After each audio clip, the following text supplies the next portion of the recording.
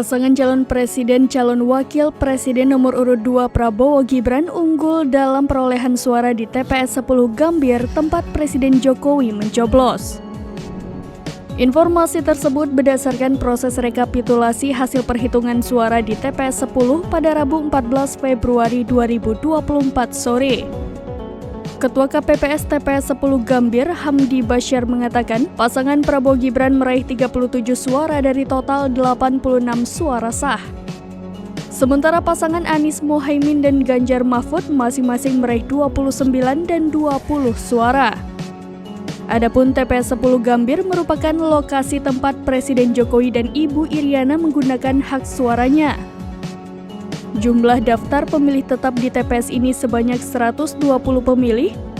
Dari jumlah tersebut, jumlah pemilih yang hadir sebanyak 76 orang. Sementara daftar pemilih tambahan sebanyak 11 orang.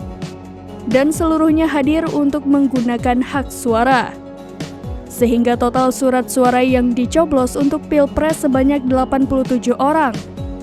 Namun ada satu surat suara yang dinyatakan tidak sah.